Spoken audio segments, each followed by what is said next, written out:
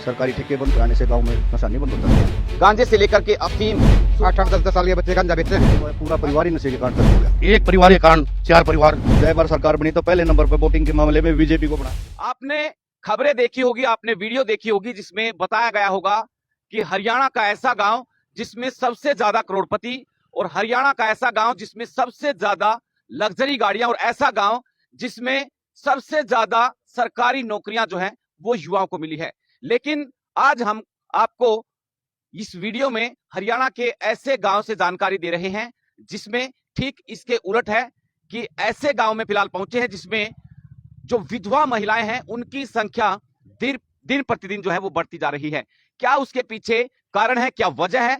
यहां तक कि जो 80 साल के बुजुर्ग हैं उनकी संख्या महज 4 है, यानी 80 साल के बुजुर्ग सिर्फ गांव के अंदर 4 ही बचे हैं। कौन सा ये गांव है, तमाम जानकारी जो है वो आपको इस वीडियो के माध्यम से देने का प्रयास करेंगे। गांव के सरपंच और ग्रामीण फिलहाल यहां पर मौजूद हैं। सरपंच से बातचीत कर लेते हैं। सबसे पहले अशोक जी, आपके गांव में हम लोग पहुंचे हैं और बहुत दयनीय स्थिति, और गांव की जो युवा पीढ़ी इसको लेकर के चिंतित है। लेकिन सबसे पहला और बड़ा सवाल आपसे यह है कि गांव की आबादी सबसे पहले बता दीजिए कि गांव की आबादी कितनी है। पहले तो हमारे गांव में आपका पहुंचने पर सिटी तालुका का आभार प्रकट करते हैं। पूरे गांव की तरफ से मैं आपको पहुंचने पर नमस्कार करता हूं।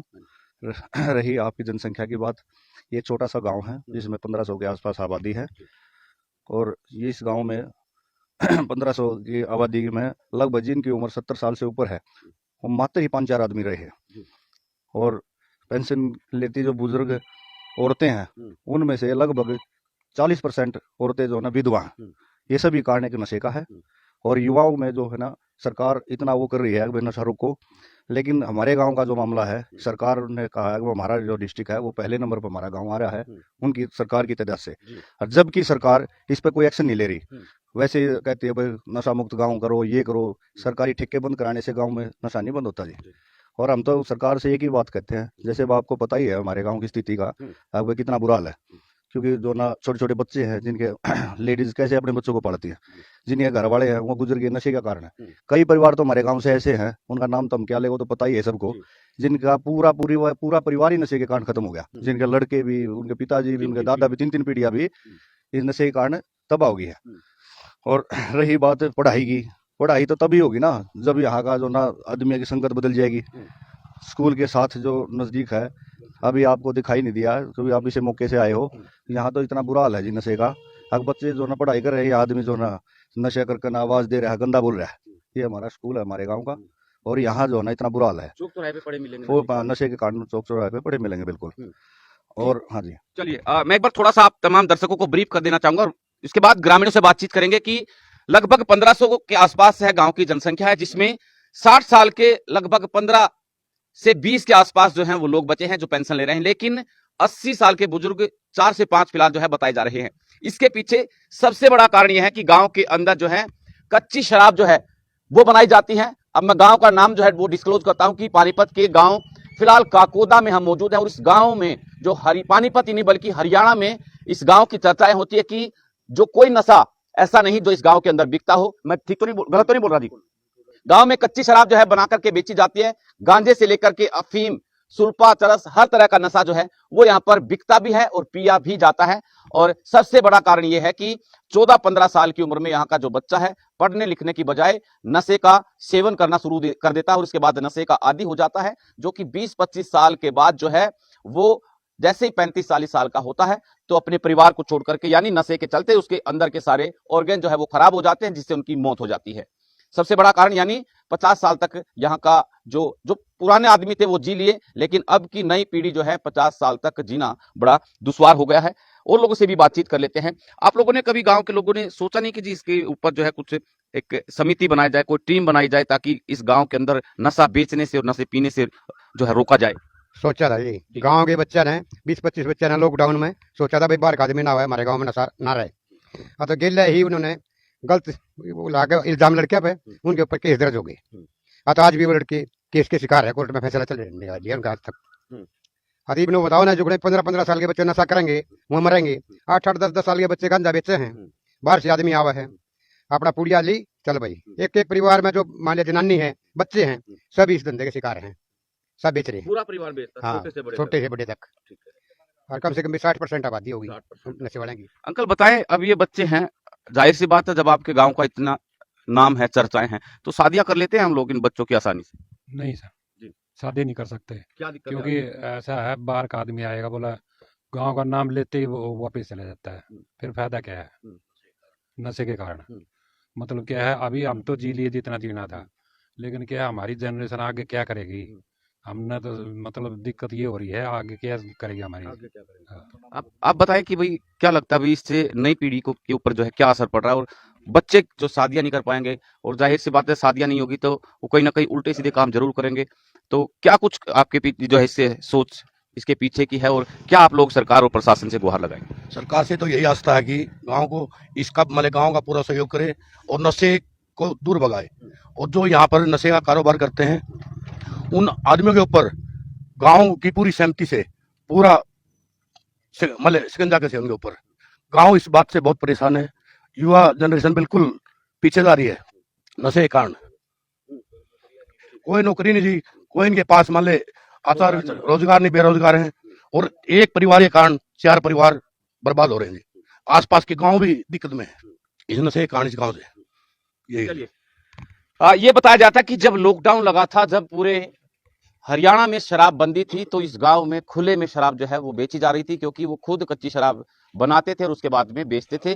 तो गांव के लोगों की तरफ से कुछ नई युवा पीढ़ी जो है वो आई और उन्होंने एक ग्रुप बनाया, और इस नशे को रोकने के लिए जो है उस ग्रुप ने जैसे ही काम करना शुरू किया, इस पर पाबंदियां लगानी शुरू की जाती है, तो उसके बाद में जो नशा बेचते हैं, जो नशा तैयार करते हैं, उनके द्वारा महिलाओं को, उन लोगों के द्वारा महिलाओं को आगे कर दिया गया, और उन युवाओं के ऊपर लांछन लगाए गए, उन युवाओं के ऊपर आरोप लगाए गए कि छेड़छाड़ तक के, कपड़े फाड़ने के, मारपीट करने के, जिसके चलते बताया जा रहा है कि जो ग्रामीण है उनकी तरफ से कहा गया कि 20 से 25 लड़के उन झूठे आरोपों में जो है वो केस का शिकार हुए, केस जो है उनके ऊपर लग जाता है, आज भी तारीखें भुगत रहे हैं जी वो लोग। ठीक है, अब आपसे आखिरी सवाल लूंगा सरपंच साहब की, कभी आपने एसपी साहब से या आपके जिले में तो 2-2 मंत्री हैं, कभी उनसे अपील की हो या इस में मामले में कोई एक्शन की कहा गया कि भाई आप इस पे कुछ एक्शन कीजिए, नहीं तो मेरा गांव जो है बर्बाद हो जाएगा? एक बार डीसी साहब ने मीटिंग ली थी, जिसमें से सरपंचों के और ग्राम सचिव को वहाँ बुलाया गया था, और जैसे ही जैसे नशा मुक्त गांव देखे गए थे ना, उनको उन्होंने प्रमोट भी किया था, सम्मानित भी किया था।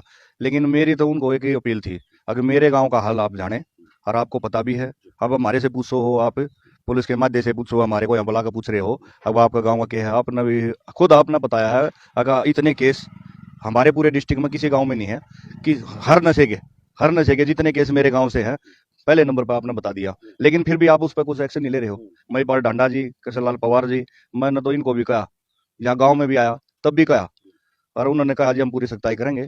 मैं तो आज आपके माध्यम से कृष्णलाल पवार जी को भी, और हमारे जो अन्ना मंत्री जी हैं महिपाल डांडा जी भी, और सीएम साहब कृष्णलाल पवार भी और महिपाल डांडा भी, और ये हमारे सैनी जी भी, मुख्यमंत्री जी, मैं तो इनसे यही प्रार्थना करता हूँ जी, हमारे गांव को आप अपनी सरकार के माध्यम से, क्योंकि हमने तो कमेटी बना के रोकने की कोशिश की थी, लेकिन गांव में तनाव का माहौल बन गया था, तो लेकिन कौन दूसरे के उसमें पचड़े में पड़ता है, और तो कौन उस पचड़े में पड़ता है। और हम तो ये कहते हैं सरकार अपनी सख्ताई करके हमारे गाँव को नशे मुक्त कराए, ये बस ये प्रार्थना है। और मैं तो कहता हूँ जी, अगर आप हमारी सुनो ना, तो गांव में एक चौकी खोल दी जाए सबसे पहले, और नशे पे जो भी आदमी मिले उसको छोड़ना नहीं, उसके मुकदमे दर्ज करे जाए। अगर सरकार इस तरह का कदम उठाएगी तो ये इस गांव में, आपको सरकार को भी बता रहा हूं मैं, सरकार तक ये बात जाए तो हमारे सीएम साहब से भी कह रहे हैं, इस गांव का रिकॉर्ड निकाल के देख ले, अब तक लगभग जय बार सरकार बनी तो पहले नंबर पर वोटिंग के मामले में बीजेपी को बढ़ाया, और हम लोग सीएम साहब का नाम आने के बाद, और कृष्णलाल पवार हमारे मंत्री जी हैं, एक तरफा माहौल है, और उसी से हम गांव वाले यही चाहते थे बस हमारा गांव नशा मुक्त हो। और मैं तो प्रार्थना करता हूं सीएम साहब से भी, हमारे मंत्री साहब से भी, अगर हमारे गांव को इससे मुक्त कराया जाए। चलिए, बहुत बहुत शुक्रिया। तो हमारे साथ सरपंच अशोक सहित जो है तमाम ग्रामीण फिलहाल यहाँ पर जुड़े थे, और इनकी तरफ से और सिटी तहलका भी एक जो है आपको जानकारी देने का प्रयास करेगी कि पिछले दिनों आपने देखा होगा कि हरियाणा पुलिस की एक टीम पूरे हरियाणा में एक बाइक रैली, एक यात्रा उन्होंने निकाली थी नशा मुक्त हरियाणा करने के लिए। तमाम हर जिले, हर डिस्ट्रिक्ट के बाद जो है उन्होंने ब्लॉक स्तर पर भी जो है उस रैली को घुमाया, लेकिन वो सिर्फ एक प्रयास थे, लेकिन पुलिस प्रशासन को और सरकार को इसके लिए ग्राउंड स्तर पर जो है काम करने की जरूरत है। और अगर बंद करना है नशे को, नशा मुक्त गांव को करना है, तो गांव के अंदर जो है पहले आप लोगों को इस तरह से जो नशा बनाया जा रहा है और उसके बाद बेचा जा रहा है उसको बंद जो है वो करवाना पड़ेगा। ग्रामीणों की तरफ से भी अपील की जा रही है कि सबसे पहले गांव के अंदर चौकी जो है वो स्थापित की जानी चाहिए, ताकि इस तरह से जो अवैध नशीली जो जहरीली शराब बना करके बेचते हैं उन पर अंकुश लगाने के लिए कहीं ना कहीं सबसे पहले खाकी वर्दी का जो है खौफ होना चाहिए। खाकी वर्दी का अगर डर होगा, सामने गांव के जब चौकी खुलेगी तो जाहिर सी बात है यहां पर सिर्फ गांव तक ये नशा सीमित नहीं है, बल्कि यहां से गांव से बाहर जो है नशा जो सप्लाई होता है उस पर अंकुश लगेगा। और जब उस पर अंकुश लगेगा तो ये नशे के कारोबारियों की जो है आर्थिक रूप से कमर टूटेगी और कहीं ना कहीं वो धंधा बंद कर देंगे।